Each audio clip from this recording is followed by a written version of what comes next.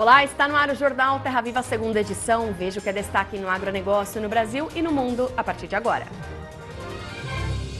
Em ação inédita, Congresso Nacional lança Frente Parlamentar pela Inovação na Bioeconomia.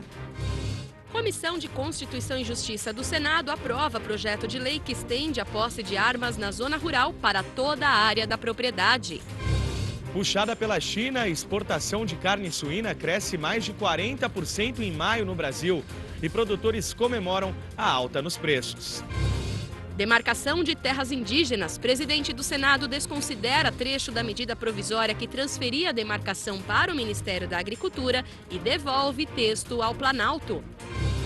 Começa em Olambra, no interior paulista, a 26ª edição da Hortitec, uma das principais exposições de horticultura e cultivo protegido da América Latina.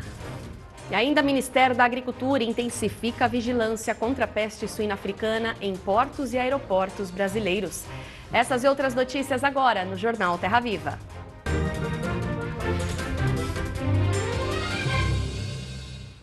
O Ministério da Agricultura intensificou a vigilância contra a peste suína africana no Brasil e vai distribuir material informativo em portos de fronteira e aeroportos. O objetivo é informar os viajantes sobre a doença e evitar que o vírus entre no país e afete a produção nacional. A peste, que vem atingindo fortemente países da Ásia, foi erradicada no Brasil em 1984, quando o país foi declarado livre da doença. A peste suína africana é uma doença viral, não oferece risco à saúde humana e não é transmitida ao homem, mas é uma doença infecciosa que obriga ao sacrifício dos animais, de acordo com a Organização Mundial de Saúde Animal. E as exportações de carne suína aqui no Brasil vêm batendo recorde, cresceram 41% em maio e o aumento foi puxado pela China, que justamente enfrenta o surto de peste suína africana. Pequeno produtor de suínos há 3 anos, nesta granja em Bragança Paulista, interior de São Paulo, Pedro comemora a alta de preços da carne no mercado. Subiu muito o valor do porco e a procura também aumentou considerável. O porco que a gente vendia a 350, hoje vende a R$500. Puxada pela peste suína africana, que desde agosto do último ano já obrigou a China a sacrificar quase 200 milhões de suínos, as exportações brasileiras da carne do animal cresceram 41% em maio. Foram 67.200 toneladas embarcadas contra 47.700 no mesmo período de 2018. Só para os chineses, as exportações movimentaram cerca de 35 bilhões e 800 milhões de dólares, o maior valor mensal vendido desde o início da série histórica, em 1997. Era natural a gente esperar que essa crise refletisse positivamente para nós. Tanto suínos, claro, quanto aves, porque eles buscam suceder ou um sucedâneo para efetivamente interromper essa crise. Então, o volume exportado não me surpreendeu, os próximos também serão elevados. Apesar do aumento das exportações e da alta dos preços no último mês, pequenos e médios produtores ainda estão cautelosos para investir mais. O ciclo de produção de suínos é considerado longo. Além disso, atualmente, apenas 9 frigoríficos brasileiros estão autorizados a exportar para a China. Aproximadamente são 6 frigoríficos aqui da região, Amparo, Socorro, Cosmópolis, mas eu não tenho conhecimento de que eles vá para exportação. O produtor tem razão de ter cuidado, cautela. Por quê? Há poucas plantas habilitadas. Aonde as plantas? Nem sempre em regiões onde ele está. Tem que olhar isso. É óbvio que essa expansão, essa melhoria, preços e condições do setor, elas são benéficas. O ponto favorável aos suinocultores hoje está no custo da ração. A soja e o milho, insumos fundamentais na alimentação do rebanho, podem sofrer variações no mercado. A Biov projeta uma queda de 2 bilhões e 100 milhões de dólares na receita das exportações de soja para a China, reflexo do surto sanitário naquele país. Aparentemente, o Brasil tem tido últimos anos bons, produção crescente, produto saudável, exporta, mas tem para manter o consumo interno. Então, cenário perfeito. A gente não tem que ser pessimista. tem que apostar. E vamos ao Agritendências de hoje com Silmar Cesar Miller. Olá, Silmar. Os produtores de grãos estão preocupados com o aumento do custo de produção, é isso? Pois é, muita preocupação com o custo de produção da próxima safra de grãos. Alguns levantamentos que estão começando a surgir agora estão mostrando isso no papel aqui. Hoje, por exemplo, a Federação das Cooperativas Agropecuárias do Rio Grande do Sul divulgou um levantamento mostrando que, mesmo um produtor competente lá, a coisa vai ficar muito apertada em termos de rentabilidade, porque os custos estão subindo muito em relação aos últimos anos. No caso da soja, por exemplo, a expectativa é de que o custo de produção por hectare, o custo total, não só o desembolso na hora, mas o custo total de produção vai ficar em torno de R$ 3.400 por hectare. Quer dizer que o produtor, nesse sentido, ele vai precisar de 48 sacas só para pagar a conta. Normalmente ele colhe no máximo 60 sacas por hectare. Você sobra 12 aqui de rentabilidade, que é apertado. No caso do milho, pior ainda, é mais apertada essa relação ainda. Com uma produtividade boa, em torno de 160 sacas por hectare, vai precisar de 153 só para pagar a conta. Então a rentabilidade é muito apertada. Sobra 7 sacos de milho aqui de rentabilidade para o produtor efetivamente botar no bolso. Então é uma preocupação que está crescendo, e não é só no Rio Grande do Sul. Outros estados estão mostrando a mesma preocupação, senão até maior. No caso do Mato Grosso, por exemplo, onde o custo de transporte é maior em função das distâncias, é outra coisa que preocupa, principalmente porque tem ainda, está funcionando aqui uma tabela ainda provisória, entre aspas, aqui da tabela dos fretes rodoviários, que aumentou muito o custo do transporte rodoviário desde a greve dos caminhoneiros do ano passado. No Paraná, a situação não é diferente. O produtor lá é pior ainda. O produtor do Paraná está descapitalizado em função de perdas na safra desse ano por problemas climáticos. Perdas na soja, perdas no milho. Portanto, é uma situação complicada aqui. A expectativa é que os preços avancem mais, é uma expectativa até que tem algum sentido, em função da quebra da safra dos Estados Unidos. Já está começando a mexer com os preços. Isso poderia melhorar um pouco a rentabilidade, porque custo não tem muito como mexer. Agora, o preço do produto, aí poderia dar uma folga um pouco maior. A expectativa existe, agora fora disso, fora desse problema das perdas nos Estados Unidos, que pode efetivamente empurrar para cima os preços dos grãos, da soja, do milho, fora disso vai ficar muito apertada fechar a conta da próxima safra. Pois é, obrigada, Silmar. E a Comissão de Constituição e Justiça do Senado aprovou o projeto de lei que estende a posse de armas na zona rural para toda a área da propriedade e não apenas para a sede. Assim que começou a votação, houve um pedido de vista por 1 hora. Mas, na volta, a PL 3715 foi aprovada e segue para o plenário. O texto altera as regras da posse de armas para a área rural. O morador dessas áreas que tiver uma arma pode ser autorizado a circular em toda a área da propriedade e não apenas dentro de casa, dispensando para isso a autorização para o porte de armas. O texto foi apresentado pelo senador Marcos Rogério. Já está acordado também que o relator na CCJ será o senador Alessandro Vieira. E esse texto deve ser analisado ainda nesta quarta-feira pelo plenário do Senado. Se for aprovado, seguirá para a Câmara dos Deputados.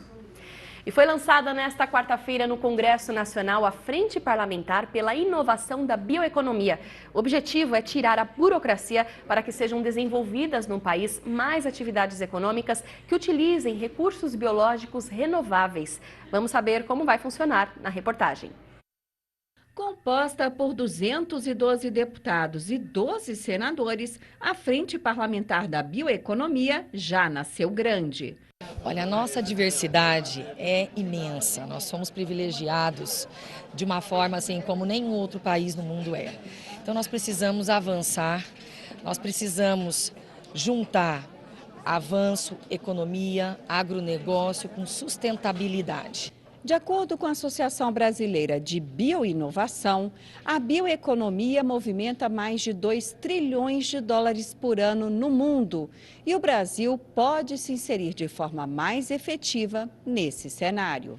A ecologia no Brasil é mal aproveitada. A gente pensa muito, quando a gente fala de proteger o meio ambiente, usar os recursos naturais, a gente pensa sempre de uma forma ideológica. A gente tem que pensar isso de forma pragmática, ou seja, como usar desse potencial que o Brasil tem enorme, né? Acho que é o maior país do mundo em termos de potenciais da biodiversidade que a gente tem aqui no país, mas como aproveitar isso também para o ser humano, né? Para usar isso para promover emprego, promover riqueza, desenvolvimento tecnológico, inovação. Eu acho que essa frente une esses 2 pontos, desenvolvimento econômico com sustentabilidade. O aproveitamento de biomassa, a fabricação de combustíveis renováveis. O agronegócio está em perfeita sintonia com esse tema. São atividades industriais sustentáveis que contribuem para o meio ambiente. O modelo anterior era, você tinha uma fonte de recursos, você transformava esse recurso, gerava resíduos e jogava no ambiente. Hoje não, a ideia é, nós temos uma fonte de recursos renováveis, que nós transformamos, agregamos valor, pegamos os resíduos e reinserimos na cadeia. Esse movimento é o que nós chamamos de economia circular e que é a base do contexto da bioeconomia mundial. Se você pegar os desafios hoje que não só o Brasil, mas a humanidade enfrenta, né, superpopulação, acesso à água, mudanças climáticas, né, recursos escassos para atender a crescente demanda do consumo dessa população, gera um mercado enorme, né, e a necessidade da gente achar novas formas de produzir mais com menos. O Brasil é o país do mundo que tem mais condições de se desenvolver nessa área de bioeconomia. Pela simples razão que nós temos a maior biodiversidade do planeta, um setor produtivo, agropecuário, o setor de pesquisa, enfim, várias áreas do nosso país que entendem do assunto e com um potencial, portanto, enorme para crescer. Quais são as amarras para esse desenvolvimento? É a burocracia. Burocracia na hora de registrar produtos, na hora de efetuar pesquisas, na hora de ter os ganhos do empenho realizado. Então o Brasil precisa destravar a sua bioeconomia para que realmente a sociedade possa colher os frutos dessa riqueza natural e desse conhecimento, desse trabalho já realizado. E o presidente Jair Bolsonaro segue em viagem para o Japão, onde vai participar da cúpula de líderes do G20. A previsão é de que ele chegue a Osaka somente nesta quinta-feira. Antes da viagem, Bolsonaro transmitiu o cargo para o vice-presidente, general Hamilton Mourão, que fica no cargo durante o período de ausência. O encontro do G20 vai acontecer na sexta e no sábado. O grupo é formado pelas 19 economias maiores do mundo, além da União Europeia. Na escala que fez em Portugal, na base aérea em Lisboa, Bolsonaro aproveitou para cumprimentar os militares portugueses. Quando chegar ao Japão, ele terá reuniões com o presidente da China, Xi Jinping, com os primeiros ministros da Índia e de Singapura, e também com o príncipe da Arábia Saudita, Mohammed bin Salman. Jair Bolsonaro deve voltar ao Brasil só na segunda-feira. E a seguir, a previsão do tempo para todo o Brasil e ainda a demarcação de terras indígenas. Presidente do Senado desconsidera trecho da medida provisória que transferia a demarcação para o Ministério da Agricultura e devolve o texto ao Planalto. Em instantes, no jornal Terra Viva. O dólar fechou em queda de 0,2% a R$ 3,85. Já o Ibovespa alta de 0,6% aos 100.688 pontos. A cotação do milho negociado na Bolsa de Chicago recuou 0,8%, cotada a $4,49. Na Bolsa de Valores AB3, a cotação fechou em alta de 0,3% a R$ 38,50. O presidente do Senado, Davi Alcolumbre, decidiu desconsiderar o trecho da medida provisória do presidente Jair Bolsonaro, que transferiu de volta a demarcação de terras indígenas para o Ministério da Agricultura. Alcolumbre devolveu o texto ao Planalto. Ele argumentou que a Constituição não permite o envio de duas medidas provisórias com o mesmo tema dentro do mesmo ano e disse que a decisão foi tomada em uma reunião dos líderes partidários, porque, na opinião dos parlamentares, a demarcação de terras indígenas cabe ao Ministério da Justiça. E essa decisão do presidente do Senado em cancelar o trecho da medida provisória 886, que passava a demarcação de terras indígenas para o Ministério da Agricultura, foi criticada pelo Ministério do Meio Ambiente e pela presidente da Comissão de Agricultura do Senado, que conversaram com a nossa equipe hoje em Brasília. Vamos conferir. Esse é um assunto importante. O Brasil, de maneira geral, precisa ter mais segurança jurídica, previsibilidade e o tema das questões fundiárias no Brasil em várias frentes. A questão indígena, unidades de conservação, assentamentos rurais, terras quilombolas, enfim, tudo isso precisa ter um marco legal e uma forma de trabalhar com maior previsibilidade e segurança, e nós esperamos que seja isso, que é nesse sentido que se vá. De qualquer forma, o que estava já dentro do mapa e vai para o Ministério da Justiça vai com a mesma estrutura, eu creio. Então, para a gente, assunto encerrado não é ainda, né? Essa é uma questão que vai demandar ainda muita discussão, mas nós precisamos chegar num consenso de justiça para todos. O volume de cana moída na safra 2019-2020 até o dia 16 de junho diminuiu 4,1% no Centro-Sul na comparação com o mesmo período do ano passado e atingiu pouco mais de 170 milhões de toneladas. A produção de açúcar neste período caiu 10,4% e totalizou 6 milhões e 700 mil toneladas. Já a produção de etanol também teve queda de 5,3%, atingindo pouco mais de 8 bilhões de litros. E a quinta-feira será chuvosa, com risco de geada no Centro-Sul gaúcho. Vamos acompanhar os detalhes na previsão do tempo para todo o Brasil.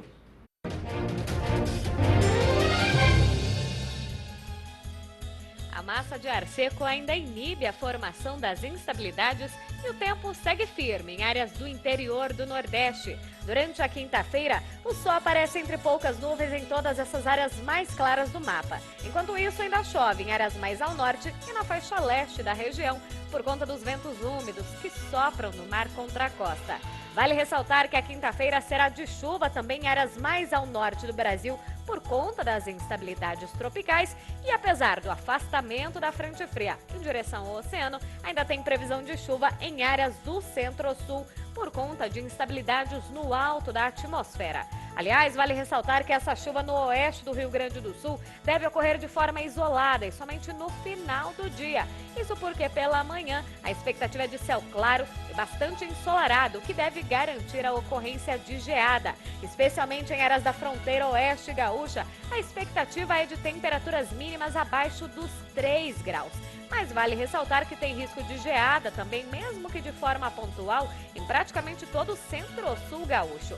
No período da tarde, a temperatura ainda não sobe muito, máxima de 16 graus em Curitiba, mas enquanto isso, nessas áreas em vermelho do mapa, calor intenso, temperaturas que devem passar facilmente até dos 35 graus.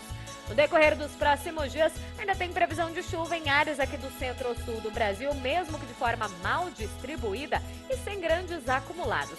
O volume mais expressivo deve ficar concentrado no norte gaúcho, com volumes de até 40 milímetros.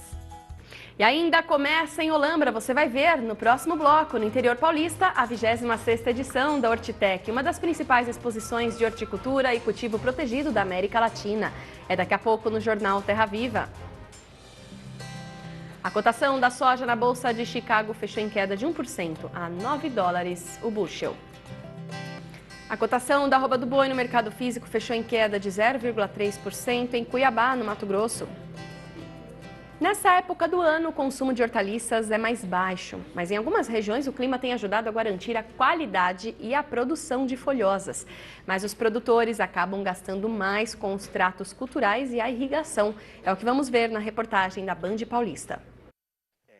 Há 25 anos, Carlos Eduardo planta hortaliças nessa propriedade de 3 hectares em Presidente Prudente. O tempo mais seco e frio é a combinação ideal para a produção de hortaliças. As folhosas ficam mais bonitas e a qualidade é bem superior. A colheita chega a render até 1.000 maços por dia. Esse clima que é de meados de abril até final de agosto é o clima favorável ao crescimento das verduras, né? Mesmo você tendo um custo um pouco mais alto com irrigação, com insumos por causa do clima frio, mas ainda consegue produzir bem e uma boa qualidade da mercadoria. Já na época do calor, a produção é menos da metade. Segundo o produtor, ele colhe em média 400 maços dia. E apesar dessa época de clima ideal, ele acaba gastando mais com irrigação, o que acaba encarecendo o produto. Nessa época, o clima é seco, mesmo frio, mas é seco. E a verdura ela gosta um pouco de umidade. E a gente tem que controlar essa umidade com as irrigações. E isso aí eleva um pouco o consumo de energia e a gente tem que repassar o preço, porque fica complicado. Um problema enfrentado pelos produtores nessa época do ano é com relação à baixa procura desses produtos. Já que estamos numa época mais fria, os consumidores acabam optando por pratos mais quentes. Por isso, é preciso investir em variedades de hortaliças. A gente supre isso aí comprando um pouco de verduras quentes, que a gente fala, que é o repolho, o brócolis e o couve-flor, para poder manter o ganho do dia a dia. Neste mercado, o preço de cada maço sai em torno de R$ 3,99. A procura aqui são por aquelas que servem como temperos. As folhas mais verde escura, como coentro, salsa, couve e hortelã para fazer chá. As folhagens como rúcula, alface, diminui o consumo. Outro problema enfrentado pelos produtores nessa época do ano são as doenças típicas que atacam a plantação. O clima frio, ele favorece o crescimento de bactérias e vírus e a gente acaba gastando um pouco com insumos, né? E isso aí favorece o valor um pouco mais alto da mercadoria. E por falar em hortaliças, começou nesta quarta-feira em Olambra, no interior de São Paulo, a 26ª edição da Hortitec, uma das principais exposições de horticultura e cultivo protegido da América Latina.